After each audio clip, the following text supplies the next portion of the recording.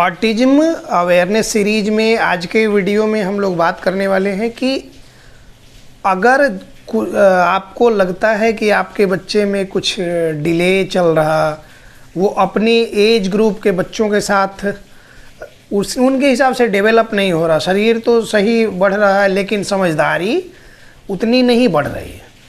और सबसे ज़्यादा हमको समझ में तभी आता है जब आसपास के बच्चों से हम कंपेयर करते हैं कि फ़लाने का बच्चा है, इसी एज का है, तो वो तो बड़ा चंचल है, वो तो बड़ा बोलता है और वो तो चीज़ें समझता है, कुछ कहो तो ले आता है, करता है, लेकिन हमारा बच्चा नहीं कर रहा। सबसे ज़्यादा यहीं से समझ में आता है, क्योंकि हम लोग और चीज़ें तो एक्सपेक्ट किए नहीं रहते। हम लोग को बीमारी का मतलब क्या समझते हैं कि या तो बुखार लग गया भयंकर, या पेट दर्द कर रहा, या फिर सर्दी खांसी हो गया, हेडेक हो गया, कान दर्द किया, नाक दर्द किया, ये सारी दांत दर्द किया, ये सारी चीज़ों को हम लोग बीमारी समझते हैं। या फिर किसी तरह का इन्फेक्शन वगैरह लग गया, तो इन सारी जो चक्कर वगैरह आ रहा है, बीपी बढ़ रहा है, कम हो रहा है, ये सारी चीज़ें हम लोग डिजीज समझते हैं। तो ये में लगता है कि कुछ हमको इलाज की ज़रूरत है, कुछ इसके समाधान की, सॉल्यूशन की ज़रूरत है। बच्चों में सब कुछ नॉर्मली दिख रहा है, तो उसके बाद समझ में आता ही नहीं है कि इसमें कुछ प्रॉब्लम हो सकती है। जैसे कि हम कहते हैं ना कि 90% लोग ऐसे हैं ना कि साइकोलॉजिकली कहीं ना कहीं से वो बीमार हैं, साइकोलॉजिकल डिसऑर्डर उनको है, लेकिन शरीर से ऊपर ऊपर दिखेगा बिल्कुल सही है, सब तरह से एकदम फिट है, कोई प्रॉब्लम नहीं हो रही। और मैक्सिमम लोग क्या करते हैं कि अपनी परेशानियों को धीरे धीरे सहते छुपाने की आदत हो जाती है, तो जाहिर भी नहीं होने देते कि वो क्या फील कर रहे हैं। तो इस कंडीशन में क्या होता है ना कि वो साइकोलॉजिकल डिसऑर्डर से ऑलरेडी जूझ रहे हैं, और जब तक आदमी फिजिकली और साइकोलॉजिकली दोनों तरह से हेल्दी नहीं है, साउंड लाइफ वो नहीं जी रहा। और इस केस में जो ये बच्चों का केस है, इस केस में मैक्सिमम पेरेंट्स अगर फिजिकली ठीक भी हैं तो साइकोलॉजिकली कहीं ना कहीं से स्ट्रेस में तो वो हैं, कोई डिप्रेशन में है, कोई एंजाइटी में है, कोई ये है, लेकिन प्रॉब्लम ऑलरेडी लोगों में है। तो कोई ओवर थिंकर है, कोई डीमोटिवेटेड हो चुका है, किसी को लगता है कि अब बिल्कुल भी होप नहीं बची है, कोई दिन रात ऑब्सेस्ड है उसी चीज़ को लेके कि नहीं कैसे होगा, क्या होगा, नहीं होगा, और कोई क्या है कि कुछ नहीं करता है, सिर्फ चिंता करता है। तो इन सब कंडीशंस में बच्चे को ठीक कैसे किया जाए? प्रायोरिटी तो बच्चा होना चाहिए, उसको ठीक करना है। तो बच्चे को ठीक करने के लिए कुछ बेसिक स्टेप्स आज के वीडियो में हम बताएंगे, और कौन कौन से फैक्टर्स हैं जिनको ध्यान में रख के बच्चे को काफ़ी हद तक मैनेज किया जा सकता है। एक हद तक होता है ना कि हम मैनेज कर लें, फिर उसके बाद जैसे क्या होता है कि गाँवों में और देहात क्षेत्रों में, दूर ये में सांप जो होता है ना, बरसात का सीज़न अभी चल रहा है, अभी लगभग पूरे भारत में हर जगह में पानी का सीज़न चल रहा है।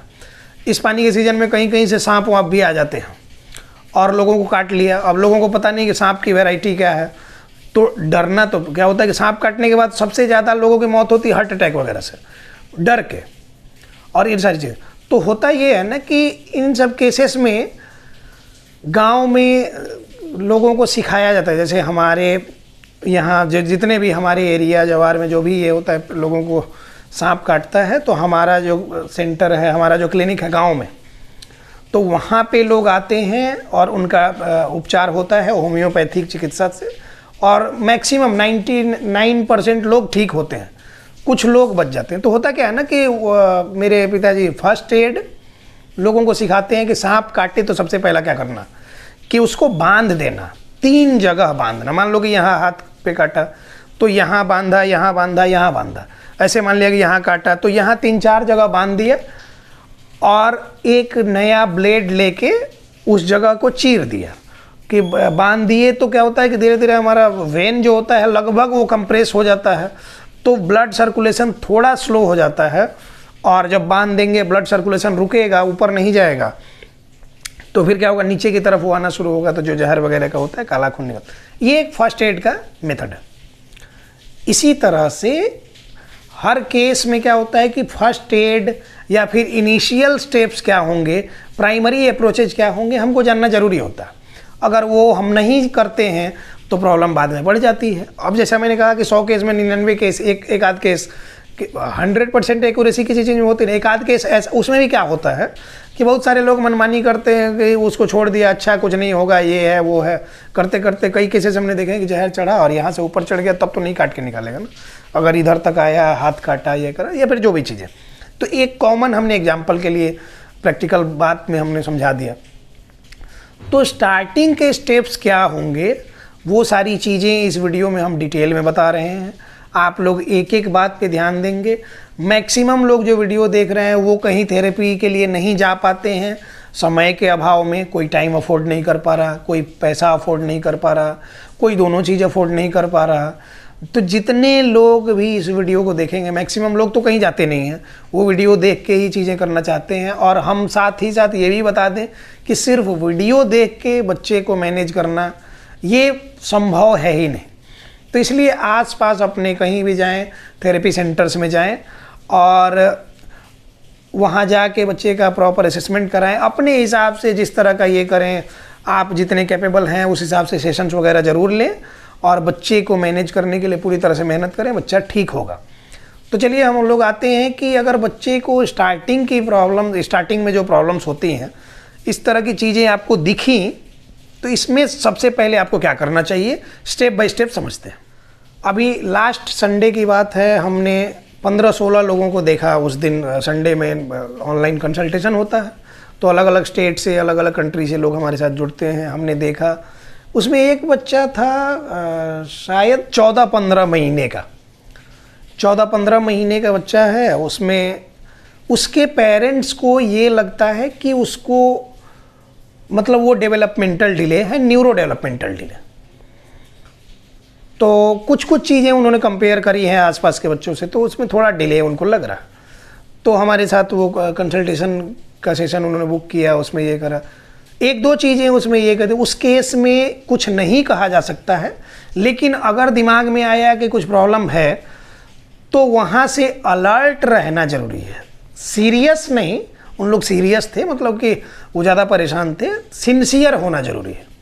उस केस में सिंसियर है। क्या एज थी? 14-15 महीने का एज।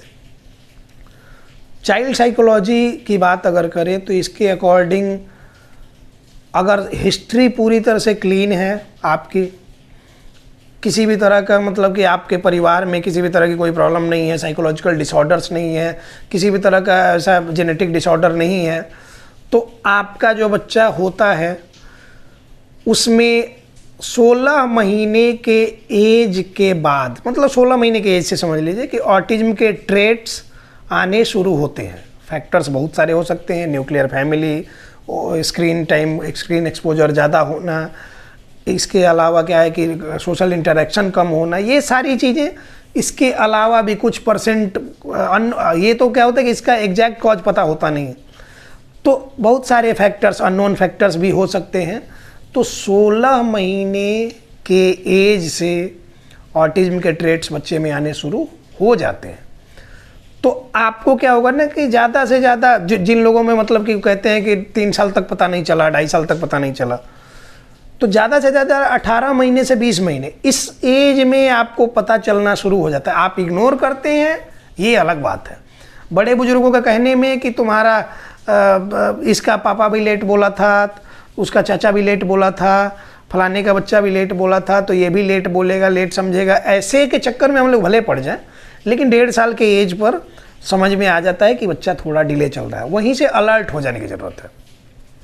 तो जैसा हम एग्जाम्पल के माध्यम से बता रहे थे कि उन लोग को हमने समझाया, सारी चीज़ें समझाई, कुछ इश्यूज जो उन्होंने बोला तो उस चीज़ को ध्यान में रखने का ये किया गया। और फिर उन लोग को सेशंस के लिए कह दिया जाएगा कि आप अल्टरनेट बेसिस पे सेशन लें कुछ सेंसरी इंटीग्रेशन थेरेपी का, और उसके थ्रू वो चीज़ें मैनेज कर दी जाएंगी। इसके लिए कोई दवा दे के कुछ नहीं होने को है, और उस बच्चे में कोई प्रॉब्लम है भी नहीं कि जो कि ऐसा उसके लिए चिंता की जाए। ये सारी बातें हमने समझाई। बस उसमें ये ध्यान रखने की ज़रूरत है कि स्क्रीन टाइम कम किया जाए, सोशली उतना इंटरेक्ट नहीं करता है तो सोशल इंटरेक्शन इम्प्रूव किया जाए। तो ये स्टार्टिंग का जो एज हुआ, इस कंडीशन में आप क्या क्या कर सकते हैं, हमने इतनी सारी बातें बताई। इस एज में, मतलब 16 महीने, 17 महीने, 18 महीने का एज है, तो अगर और बच्चों से डिले दिख रहा है तो आप पहले अपने आसपास एनालाइज कीजिए कि आपने स्क्रीन एक्सपोजर कितना दिया है बच्चे को। 10 घंटे, 12 घंटे, 8 घंटे, 6 घंटे डेली स्क्रीन एक्सपोजर आपने दिया है, तो वो क्या होता है कि ये रेड अलर्ट है। इसके अलावा आप बच्चे को बाहर जाने ही नहीं दिए हैं, सोशल इंटरेक्शन बिल्कुल भी नहीं हो रहा है उसका, ये सब रेड फ्लैग्स हैं। और इन सारी चीज़ों को सबसे पहले कंट्रोल करना, तो सबसे पहले स्क्रीन कम करना धीरे धीरे, सोशल एक्सपोजर बढ़ाना धीरे धीरे। इसके अलावा फैमिली में जितने ही लोग हैं, 3 ही लोग हैं, मान लिया कि हस्बैंड वाइफ और बच्चा, 3 ही लोग हैं, जितना समय मिले बच्चे के साथ बैठें और एक ग्रुप एक्टिविटी करें, खेलें, बच्चे के साथ खेलें। हम लोग समय के साथ कब जवान होते हैं शरीर से, लेकिन बूढ़े हो जाते हैं दिमाग से, और फिर हमको लगता है कि दुनिया ऊपर एक हम ही है, हम न चले तो दुनिया न चले, हम शेषनाग बन जाते हैं, धरती अपने आप पे रोकना चाहते हैं।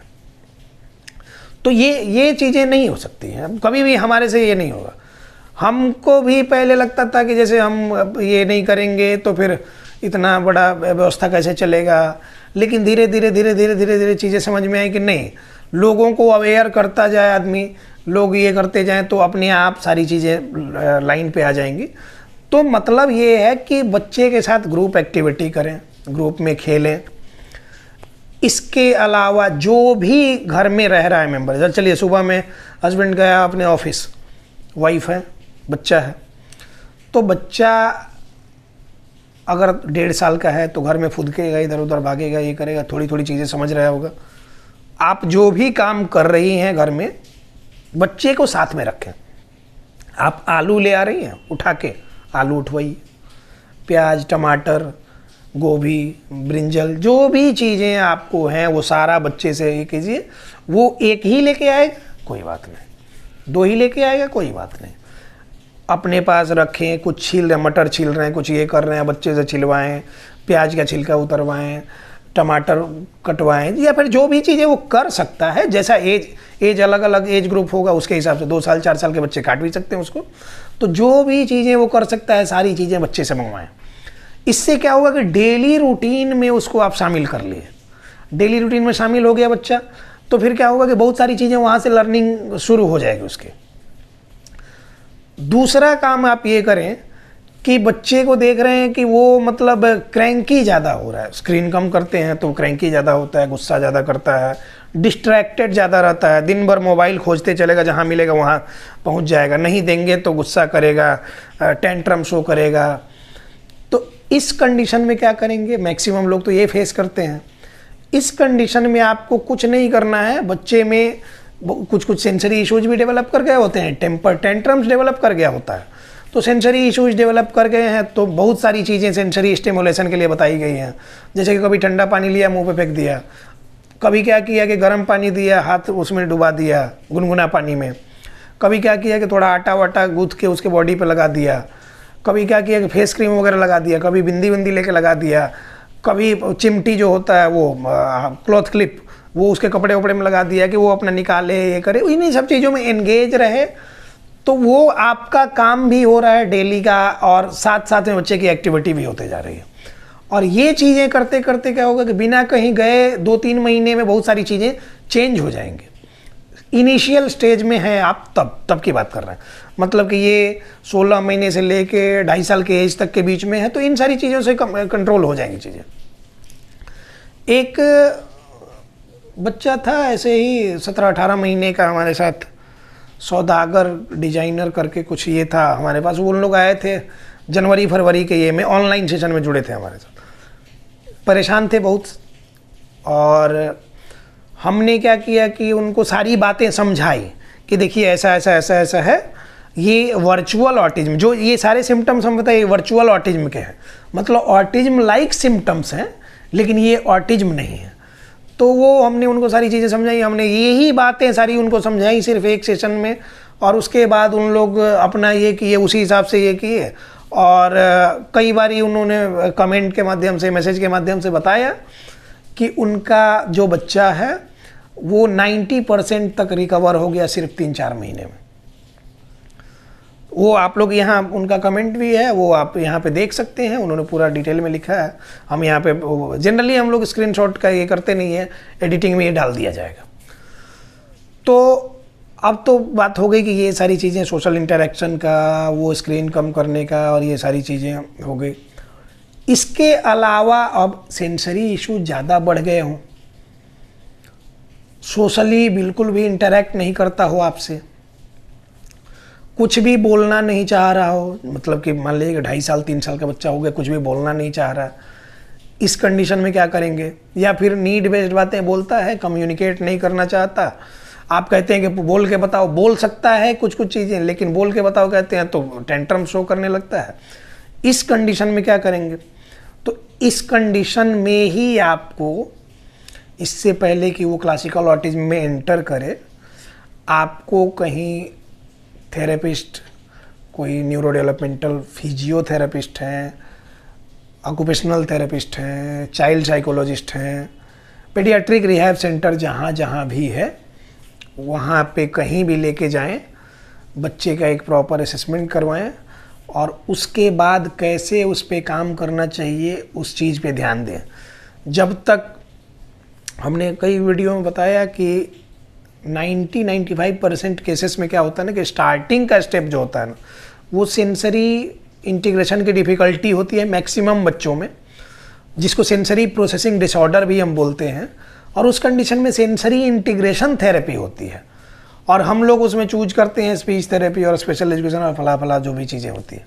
तो उन सारी चीज़ों को ना करके और बच्चे की जो नीड है, नीड बेस्ड थेरेपी करवाएं, वहाँ से क्या होगा कि बच्चे में पहले महीने से इम्प्रूवमेंट होते जाएगी।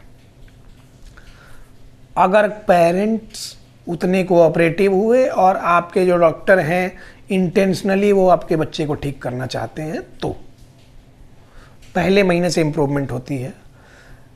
कुछ लोगों की प्रॉब्लम ये होती है कि उनके पास दिमाग कम होता है, एक तो कम होता है, वो उसमें वो ज़्यादा लगाते हैं, तो फिर दिमाग उनका काम करता नहीं है। हमारे साथ भी बहुत सारे लोग जुड़ते हैं फिजिकल सेंटर में, ऑनलाइन में। वो क्या है कि उनको बच्चे से मतलब नहीं है, बच्चे की सीवियरिटी ज़्यादा है, बच्चे का पे ध्यान देने की ज़रूरत ज़्यादा है, बच्चे पे मेहनत करने की ज़रूरत ज़्यादा है।